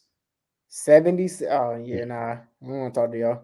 Yeah, that's too far back. Yeah. That's the only two trade options we've had. Okay. Just a thought. Just throwing it out there. All right, appreciate CA. Here go our other partner from Two Fans in the Stands dropping the $5 super chat. I definitely appreciate that, CJ. Hopefully you and the family are enjoying y'all vacation with the kids and your wife, man. Definitely appreciate you pulling up in the chat for us, man. Yes, sir. DJ back row, what's happening? All right, let me go to the end real quick. All right, Chris Braswell. I'm gonna just read you guys. I'm gonna read you guys a couple stats on Chris Braswell. 6'3", 255 pounds, 14 games, 13 sacks, 10 hits, and 33 quarterback hurries. That is not a bad, outside of the Robinsons and Isaac is still there at 50. I am not opposed to getting Braswell. I will go to wide receiver because I know that's what everybody wants to talk about as well. But if Braswell does fall down the line, I am not opposed to drafting him outside of a wide receiver. You can get a wide receiver at the beginning of the third round. Yeah, I'm not opposed to getting Polk. Polk is gonna fall. So okay. Tony, are you cool with Braswell? Yeah, I'm cool with Braswell. Yeah. Braswell. But Quan, what is the fascination with Jalen Polk? Because I've heard other people mention Jalen Polk as well. I mean, I know he had a pretty good year, but do we think that he's really worth a second round pick? To me, that feels like no. I was saying he's gonna fall. He's gonna fall to like maybe third round. So like I'm not pressed on taking a receiver right here because I think Polk can fall. We'll probably take him later. I'm definitely not pulling the trigger on 39 for him. Okay. All right. There it is there. Yeah. So now I'm pulling the trigger on Polk. If he's at 30, or not 30, but 59, I'm gonna pull the trigger there. Okay. 65, my bad. Are you good with Polk, Tony, if he's there at the third round? I don't know much about Polk. I haven't done much scouting on Jalen Polk, so I'm gonna trust you guys on this one. But I also like Chris Jenkins as being a disruptor on the interior defensive line. Okay. Yeah, well, Polk, he reminds me of like a Curtis Samuel in a sense, man. Just with his speed and what he's able to do in space. Um, Oh, okay. he's solid, man. He's solid. I don't think he's like a day one, number one type of receiver. Developmental could be a complimentary receiver too, but he got some upside to him. He got some upside to him, especially can beat you deep too. All right, fellas. So we're at pick 101. The highest prospect right now is Dominant Puno or Punti or Pun. I'm gonna say Pun. Pooney, Pooney. Okay. Dominic Pooney. You got Eric All, the top tight end, right there at 103. Kate Stover, Ben Sinat, Theo Johnson, Dylan Hoker. But I think Ben Sinat is gonna fall to 141, so we can take him in the next pick. the pick that I'm actually loving right here, you got Bo Limmer out of Arkansas. If you look, What's his first look? What's his first? I want to see what his size is. I can't remember what his size. 307. 6'5", 307. Okay. Yeah, I'm high on Bo Limmer, man. I like Bo Limmer a lot. Let me see if they got. Yeah, Bo Limmer's stronger than the Ox, yo. Yes, I think. Didn't he have the highest bench press at the combine? 39 reps on the bench press. What's good, Blizzo? Appreciate you pulling up to the chat, man. What's going on, Blizzo? Okay. The highest prospect you have is Braylon Allen out of Wisconsin. Let's see what the tight end room is. Shout out to Monty 2K. He said, I did say our OC went to see Polk and McMillan at that pro day. He did say that like earlier. they went to see him. Okay. Hey, Quan, 39 reps is crazy. Yeah, 39 reps. Quan Benson went to the Washington Commanders at 139. So who we got left? You got Theo Johnson, Dylan Hoker, and Raheem Bell. Let me see what best overall. But what I said, Raheem Bell. You called him in Raheem. My bad. Doug, I'm going to see. I'm sending you to the optometrist first thing tomorrow. My bad. Jaheim, my bad. Jaheim Bell. My bad. A running back. Let me see what the running back room looks like right now. Ooh. And we have back-to-back picks too, fellas. So we can get a running back later, and you can get a tight end now, or you can do. I honestly think we should get a running back with either 141 or 142. What about corner? Have you taken the corner yet? Let me check. Oh, there. I like those too. Okay. Josh Newton is a little on the smaller side. I think he's like 5'10", 5'11", but he's aggressive. He's physical. He's a dog. Oh, 6 feet. Okay, he measures 6 feet. Okay. And like I said, I'll read this right here for you, Tony, because I looked at that when I was doing a mock earlier. His 2022 tape was better than his 2023 film as a primary press man corner defender. Depending on which team believes in him more, he could be drafted anywhere from the second round to the fifth round. Yeah. And then he has his analytics, very fast footwork, smooth with transition from backpedaling into his strides, hips flip, which is great for corners, which helps when his press is being able to adjust in other direction. Doesn't sink super low in his back pedal and can look off balance. Anticipation got worse in 2023, which they said he had better tape in 2022. So he was really inconsistent. But what I love is that hips and fast feet. I love that. Bring him in here, let him learn from JC Horn and potentially Stephon Gilmore if we do end up getting him. Hey, he's gonna be in good hands. He can learn how to clean all that stuff up, man. So I'm taking. But I also like Kalen King out of Pitt. And I know you asked earlier about doubling down as far as wide receivers. Me personally, because we have addressed wide receivers somewhat in free agency. Not only did we sign Deontay Johnson, but we also signed David Moore, who was the wide receiver 3 or 4 in Tampa last year, who knows the offensive scheme for Dave Canales, because Dave Canales had him in Seattle.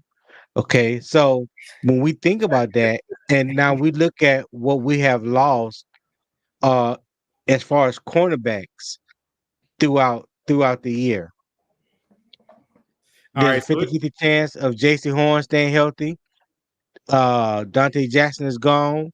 You got Dane Jackson that's penciled in as a starter right now. Right now, correct. and Correct. the only thing that you have behind them is DiCaprio Boodle and Deshaun Jameson. Yep. So me and CJ, we have talked about this numerous times over the past couple of years.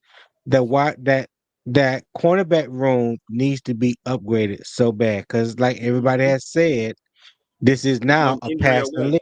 Well, how do you stop the pass if you don't have the cornerbacks to do so? All right, so Yeah, we're you going with gotta Josh be sure. Newman or Newton. Josh Newton.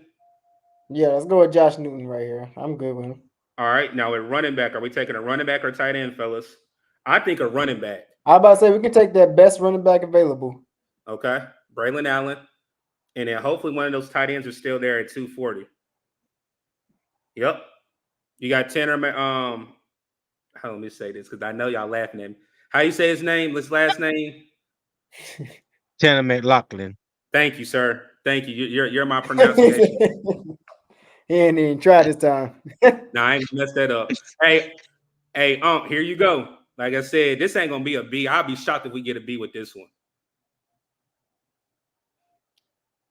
Who the freak is that? I Oh, can hear now. Oh y'all done gave around, fuck around, gave them a B on the draft now. Hey, we got We an A got minus. him. Go ahead and shoot. Hey, go ahead and shoot them gunshots. Like I said, that's an A. That's an A draft right there, my guy. An A draft right there. And then again, let's do a review with it. You got your premium center that can come in and start day one. And if he does get hurt, you have Austin Corbett as a backup. You got a premium edge rusher and Chris Braswell. You got Jalen Polk. Following two was he was 59. He fell to 65. Bo Limmer, Josh Newton, Braylon Allen, and Tanner. I'm gonna call him Tanner M. So we got an A minus with that one, fellas. I definitely think we addressed every need from start to finish. Mm-hmm. And then I'm actually surprised. I just thought about this. We drafted two corners. I mean, two centers. Two And Tony, centers. you want to Yep. know who was available? Double You know who down. was available there too? Cooper Beebe was And what? available. I Yeah, didn't know but he was available. like I said, I just thought I think more and more when I think about Cooper Beebe. Cooper Beebe reminds me when I go back and look at tape, he reminds me a lot more of Bradley Bozeman. He's Mhm, that big hog molly that you want in the center of your line if you are looking to run a power scheme. Mm-hmm. We're not a power scheme running team. We're gonna be more of a wide zone, inside zone gap team. Okay. So you need a center that has some athleticism that can pull, that can get out, that can have the quickness to reach the second level, to come off a double team. I love Cooper Beebe if we needed a guard and if we hadn't already addressed the guard position, I would love for him to be one of the guards. But mhm. as far as center, I think I'm gonna need a little bit more athletic, more technically sound center, like a Zach Frazier, you know, um, or Graham Barton or Jackson Power Johnson, who in my mind as well, he's not as athletic as Zach Frazier or Graham Barton. I'm talking about Jackson Power Johnson. Yes, sir. All right, fellas, we did one. Y'all want to do one more, and then we'll close the show out. Yeah, let's do it. All right. Yeah, So that's up to only y'all, man. thing with this one, we cannot choose the same players if we can help it. I don't want us to choose the same players. I want us to at least change the Okay. lineup up for us. What you got, Tony? No, no, I ain't saying nothing. Okay. All right, here we go. You know I'm taking my boy. You taking Peyton? Every time Peyton Wilson falls to 33, I'm pulling the trigger every time. Okay. All right, Tony. let's go. I'm with Peyton Wilson. Peyton Wilson. Okay. And Zach Frazier there, Tom. All right, let me see. We can't even take him. Who did we take We last didn't time? take Did we Frazier take on the Zach last Frazier one, last time? No, we didn't take though. him Yeah, we last didn't take time. Frazier. We Oh, took we didn't. people. Oh, We took the center out of Oregon. What's the receivers? okay. Okay. Receivers are still there. Everybody's still there. Hmm. What pick is this? This is 39. Okay. I'm going with either Zach Frazier right here or the best Ooh. corner available. Y'all want to take? Okay, you said Zach Frazier. Mike Sandstrom is more of a slot corner. He's not gonna play on the boundary. He's No, not. he's not gonna be on the island. No, not Mike Sandstrom. But Kamari Lassiter, I haven't done any, to be honest. Studying on him, so I don't know much about Kwame Lassiter. Okay, so we're gonna go Zach Frazier. Hey, and appreciate you, Unc. You said one. I know that means you. I definitely appreciate you pulling up. Hopefully you enjoy the content. I know you'll definitely talk about it, so I'll pull up on you tomorrow, man. So Zach Frazier, fellas. Yeah. Yeah, Zach Frazier for me.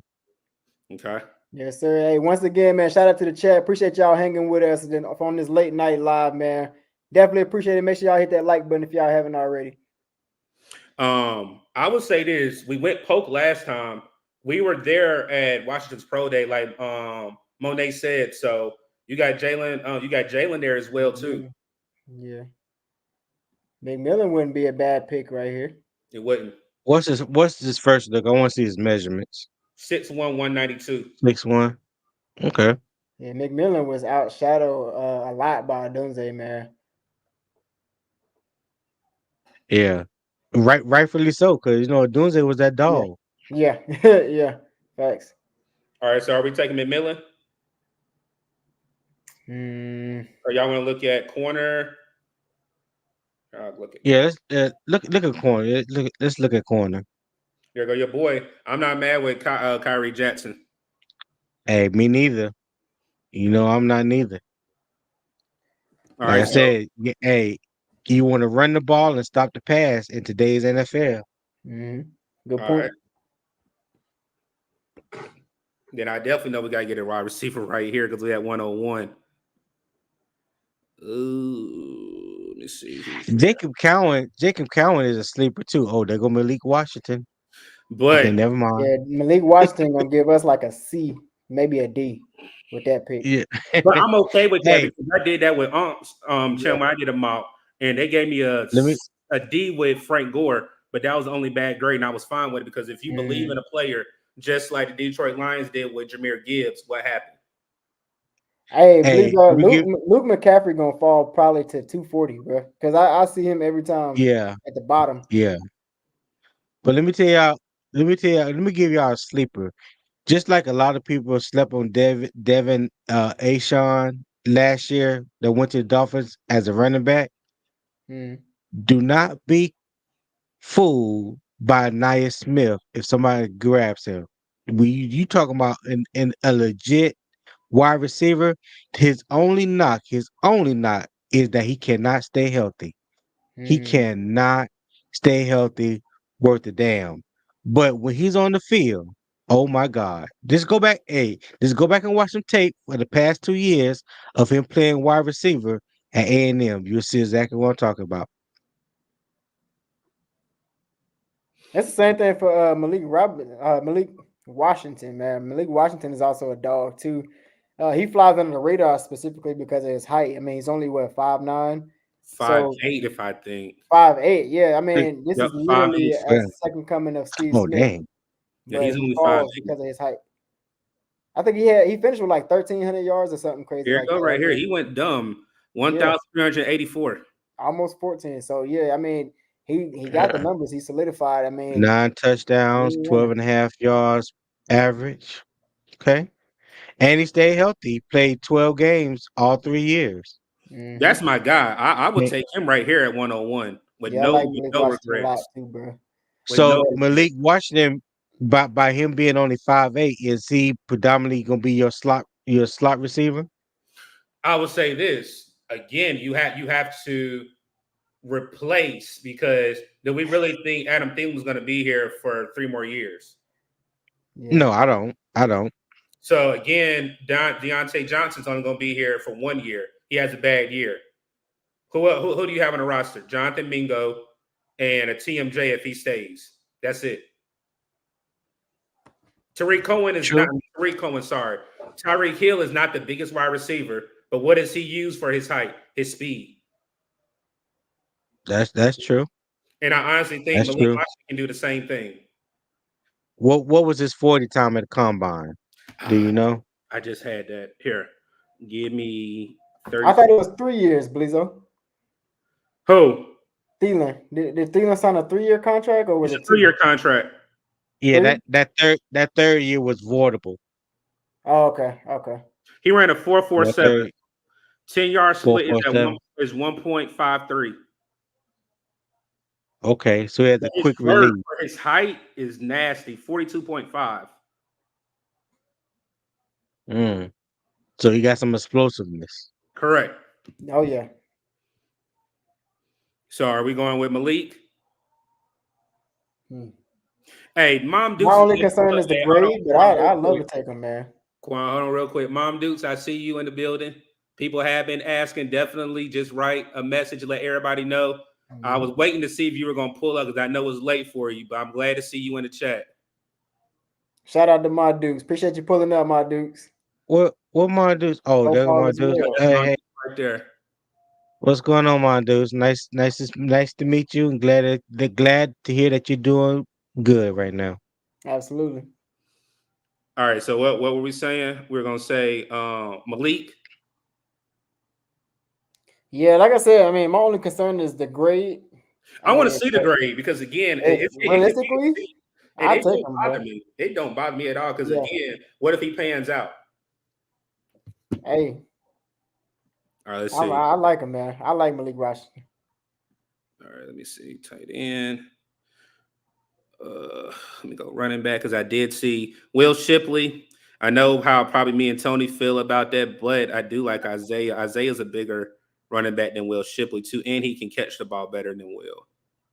You know, I haven't done a lot of study on Isaac Garendo, and I Mm-hmm. know he ran like a 4.33 at the combine. He's like 6'1", 220. Yo, he's 225. Okay, 6'1", 225. But Mm. I have heard analysts say that he didn't play up to that speed. And so when you hear that, Mm. that kind of give you cause to pause because for a guy to be that big and run that fast, and but your play speed doesn't match it, that kind of gives me a little hesitation. But he does have great hands. I have seen him snatch the ball out the air, and I think he would be dynamic in the passing game when you talking about third down, having a third down back. So, but with that size, you can't teach size. Correct. Yeah, my thing with this guy, I mean, I don't know nothing about him. Absolutely nothing, man. But I'm looking at him having 11 touchdowns. It look like he can be a threat in the red zone too. With that type of size and that many Mm, touchdowns, mm-hmm. maybe he can be that bruiser. I mean, obviously with 4th and 1s, we hesitated a lot to put Bryce under center to do a quarterback sneak or to hand it off to Chuba Hubbard. We didn't really have that threat, so maybe this could be an answer right here. Maybe you could take this guy for size and use him for like some power He runs has or a something like gear. that. He has a second gear where I mean by Mm. that's it out where He can pick up that speed. yeah, correct. He'll hit a hole and he's gone. So yeah, I mean, I like him. I like him. All right. Mr. Hunky Dory said, "What is the hype on running back Lobby? Who is Lobby? Here, let me Show go. his Show stats. his stats and explain, guys." Oh, right here from New Okay. Mexico. Oh, Dylan Lobby. New Hampshire. Let me see. What's his first look? What's his 2022, size? he went crazy in 2022. 5'10", 208. 5'10", 208. 15 touchdowns, 1,200 yards. That's pretty good, man. Only So thing he that missed scares two me is the games. Missed competition. 2 games last year. Yeah, it's Mm. the competition for me because Yeah. this is Oh FCS. This is yeah. FCS Yes. right here. Competition matters. And Absolutely. my whole thing about guys coming from these smaller schools, when you Mhm. talk about a FBS or Division 2, and you talking about wanting to play in the NFL. Well, did you dominate? I'm not talking about just being good. Did you dominate the competition that you went up against week in and week out? Because at that point, on that stage, you should be as dominant as possible to be considered um being drafted in the NFL, because those guys that's more than likely coming in the NFL are coming from Power Five school. They're coming from the SEC, ACC, Big Ten, Big 12. So your level of competition is going to have to rise 2 or 3 fold better than what you played against in college. Facts. So that's why for me, you have to be dominant. Did you dominate the competition? So, Mr. Hunkador, I don't know anything about Dylan Law, but now you piqued my interest, so I might go watch some highlights on him to see what I see. All right, let me read this real quick. Mom Dude said, "Thank you, young man. I appreciate your shout out and prayers. Mama has a long road to recovery. Stay true." So, like I Oh, said, yeah. I Hey, am. my dude's all right with me. She called me young. Absolutely. What's up? That's what's up. I like that. All right, so I know we haven't addressed the tight end room. I am big on Theo Johnson. I will pull up his first look. I know he's like 6'6", 264. That's a big body wide receiver right there. Big body wide receiver right there. That's nasty. Run blocking, we have Ian Thomas for if he does stay on this team. I'm not too worried about that. Look, this is the one where I'm talking about when you're in the red zone. Contested catch rate. Yeah. 75% of the time he's going to go up and snag that ball for you. If you look at this right here, 7 touchdowns, 341 yards, meaning that when they get in the red zone, they're throwing him possibly the ball to get in that end zone for them. Yeah. Yeah. So, And right now we technically don't have any inline tight end over 6'4". correct. And Thomas 6'4", Tommy Tremble 6'4". Steven Sullivan is that the offline, play that wide position tight end, kind of tight end big body wide receiver tweener, but it's somebody that can give you great blocking. Hopefully Theo Johnson can become a better blocker with that size. But that red zone target, you can't argue with that though. Hey, shout out to CJ. CJ said, look at Hoker, 6'5", 235. Well, damn, he's smaller than Tommy Tremble. He is. Had 6 touchdowns, 766 yards receiving. They probably know they don't. So look, go back to the stats and look at his 2021, 2022. 1-1. 1-1. And then look at this yard. But he was injured. Yeah. He was injured 2022. Yeah, injured 2022. But look at 2021. Yeah. But you also have to contribute that too. Who's the quarterback at Colorado State? Correct. Ain't like they had great quarterback play, so we have to be mindful of that. It's not all on him. This is what I do not need, because with Bryce, right here, this second point right here, routes breaks are very rounded rather than hard cuts. With Bryce is Who they this remind you of last year? Who did that last year? Jonathan Mingo did that. Mingo. No. Tight end. Tight end. Hayden Hurst. Oh Yeah. yeah. Hayden Hurst. Rounded. Yeah. If you're gonna say Them two that. picks in Atlanta, yeah. He was Yeah. one of them. That's one thing. Bryce is going. If you're supposed to be at a particular spot, the ball is going to be there. And again, if you're Right. not a sharp route runner, that's going to hurt you with being one of the options for Carolina. That's the reason why I think, again, if you look at Theo Johnson's production and when they utilized him, let me see this again. Mm-hmm. 4 is okay, but again, look at the yardage. That's what I'm saying. I can take that. Because that means they're using you as a big target in the red zone. So That man's 6'6" without cleats. So that means in cleats, he's at least 6'7", 6'7" and a half. Yep.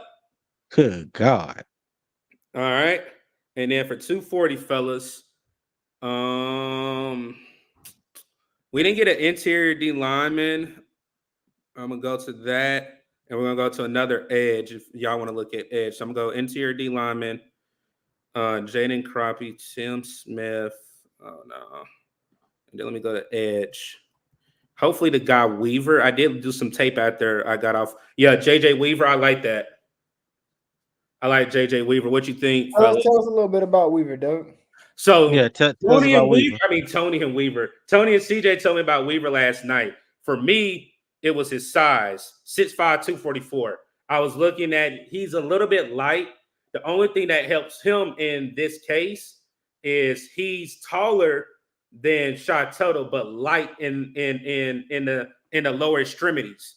So for me, it was like, get him there, build him up, bulk him up, and then see what he's able to do, because he already has a size. And what I mean by that is I'm looking at bit body linemen on both fronts that can help stop the run. What is the one thing that we were terrible in was stopping the run? If you look at his run grade, it was a 70.8.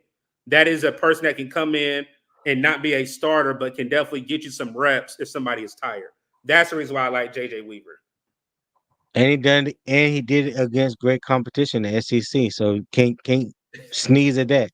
Hey, you want to know something, Austin Wright? You were there last night. Y'all kill me with that. Yes, he has 6 fingers. Like I said, yes, he I'm has. not going there.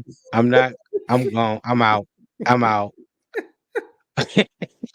So, I'm out. You talking about Kamara? Now Kamara's not there. He's been gone, my guy. He has been gone. He's been gone. So I'll go ahead and get that so we can get out of here and let's see what this grade is. Biggie, don't come over here starting no mess, man. So Tony, so fellas, I don't know if you guys have did this. This means that we did not reach for one player in this draft. Whenever you get a great job from PFF standards, we didn't reach for one player. So Okay. we got an A, a B plus. Yeah, you kind of got a C, a B, and a B plus. So basically, they're saying when you get that good job, that means for every need that the team needed, you didn't reach. And again, I already knew that was going to be. I felt like Malik Washington was going to bump us down. Yeah, I mean, you still got a B plus. So again, if he pans out, and when they do a regrade after the draft, that could be a solid B. So again, like I said, we definitely went ahead and knocked out 2 drafts for you guys, man. I definitely appreciate my family. I know AJ had to do a work engagement, but it's been fun. This is our first one. We're going to do one more before the draft on the 25th. So stay tuned for more details. Tony, go ahead and tell the people where they can find you at. Yes, you can always find us at 2 Fans in the Stands. That's the number 2 Fans in the Stands. Me and my co-host, my little big cousin CJ, over there, we dropping a great content, man. Talking a lot of ball, talking a little bit of, little bit shiznit, and just having a good time. So, man, just hey, whenever you are there, hit that like button, subscribe, turn those post notification bells. So, man, you can always be alerted when we drop new content or whenever we go live. But yeah, man, it's all good over there. All right. Yes, sir, CJ. I see you in the chat, man. Like I said, Mr. Hendall definitely held it down for the night. Go ahead, Quan. Hey, first of all, man, shout out to all of you in the chat, man. Again, this was a late live. You guys hung with us for 2 hours now. Definitely appreciate each and every last one of y'all, people who pulled up, said what's up, stopped by and all that good stuff, man. We definitely appreciate you for coming over here. Again, Doug just told you this is only the first live that we're gonna do before the draft. So y'all stay tuned, man. Hit the notification bell after you subscribe. Make sure you got that bell on all notifications. That way you don't miss an upload or a live video over here at What's Up, Doug. So yeah, man. Shout out to all of you in the chat. Also, you can find me at the Panthers Experience, Uncle Quan over there. Obviously, we do like a lot of film breakdown, mostly on the ground work. That's where my area is. I like to be on the ground. I like to bring the guys the Panthers experience. So that's what I'm bringing my audience, man. I want everybody to be able to see what's going on with these events, these games, training camps, draft days, all that good stuff, man. So that's what I'm all about over there. So definitely appreciate you guys supporting. Y'all go ahead and head over there. And pretty soon, man, I'm going to go ahead and let y'all know pretty soon, once we hit 2K on the channel, which we are coming up pretty close on, we're going to be doing a giveaway very soon, man. So y'all definitely stay tuned. So definitely subscribe if you want to be a part of that.